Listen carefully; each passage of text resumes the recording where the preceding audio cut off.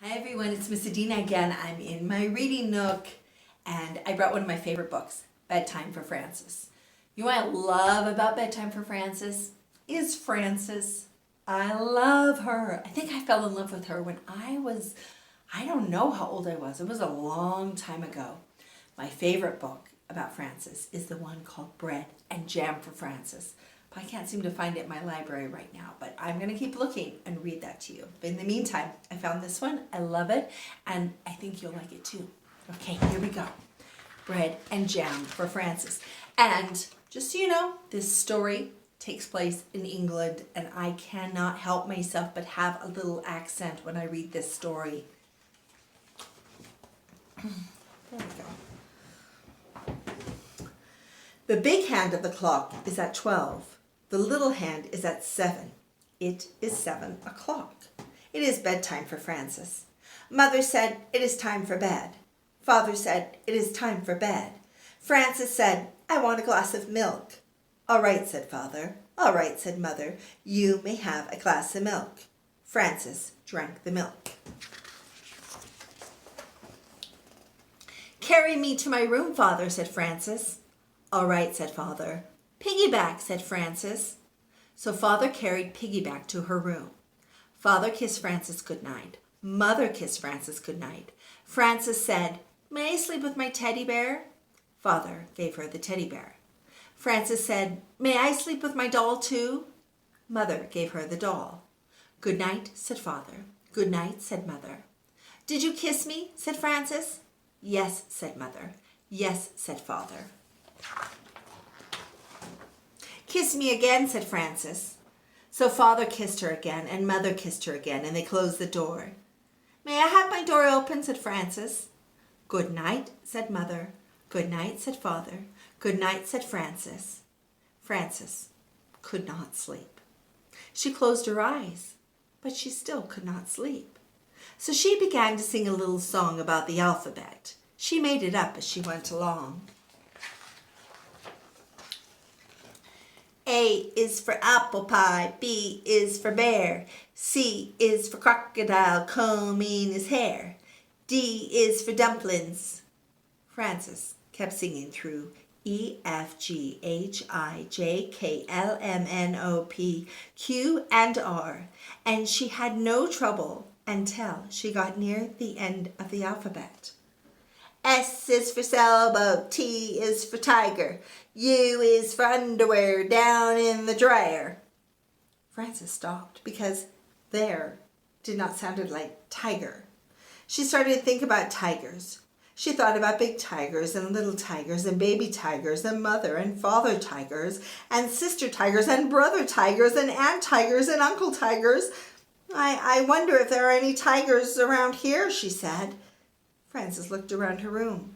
She thought maybe she could see a tiger in the corner, but she was not afraid, but she wanted to be sure. So she looked again. She was sure she could see a tiger. She went to tell Mother and Father. "There is a tiger in my room," said Frances. "Did he bite you?" said Mother. "No," said Frances. "Did he scratch you?" said Mother. "No," said Frances. "Then he is a friendly tiger," said Father. "He will not hurt you. Go back to sleep." "Do I have to?" said Frances. "Yes," said Mother. "Yes," said Father. Frances kissed her, Mother kissed her, Father kissed her, and Frances went back to her bed and finished her song all the way. She closed her eyes again, and she still could not sleep. Frances opened her eyes and looked around. She saw something big and dark. "Well, giants are big and dark," she thought. I think it is a giant. I think the giant wants to get me." She went into the living room. Mother and Father were watching television and having tea and cake. Frances says, "There is a giant in my room. May I watch the television?" "No," said Mother. "No," said Father. Frances said, "The giant wants to get me. May I have some cake?" Father gave Frances a piece of cake. Father said, "How do you know he wants to get you?" Frances said, Isn't that what giants do? Father said, no, not always. Why don't you go ask him what he wants? She went right over to the tiger, the giant. She said, what do you want, giant? She took a good look at him. There was no giant. It was just the chair and her bathrobe. So she went to bed again. Frances was not very tired, and she did not close her eyes. She looked up at the ceiling. There was a crack in the ceiling, and she thought about it. Maybe something will come out of that crack, she thought. Maybe bugs or spiders. Maybe something with a lot of skinny legs in the dark. You see that crack, guys?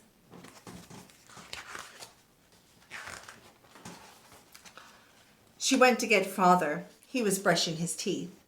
Frances said, something scary is going to come out of the crack in the ceiling, and I forgot to brush my teeth.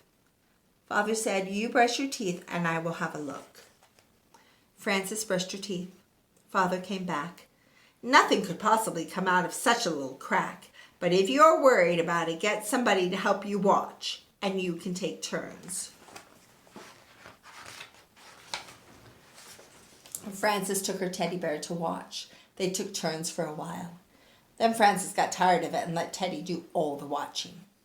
Frances got up and went to the bathroom, and when she came back, she was still not sleepy at all. The window was open and the wind was blowing the curtains. I do not like the way those curtains are moving, said Frances. Well, maybe there's something waiting. Wait, maybe there is something waiting. Very soft and quiet. Maybe it moves in the curtains just to see if I'm watching. Then she went to Mother and Father's room to tell them. They were asleep. Frances stood by Father's side of the bed very quietly, right near his head. She was so quiet that she was the quietest thing in the room. She was so quiet. The Father woke up all of a sudden with his eyes wide open. He said, Frances said, there is something moving the curtains. May I sleep with you? Father said, listen, Frances, do you know why the curtains are moving? Why, said Frances. That is the wind's job, said Father. Every night the wind has to go around and blow the curtains. How can the wind have a job? Said Frances. Everybody has a job, said Father.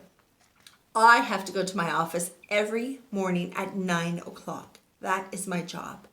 You have to go to sleep so you can be wide awake for school tomorrow. That is your job. Frances said, I know, but... I have not finished. If the wind does not blow the curtains, he will be out of a job. And if I do not go to the office, I will be out of the job.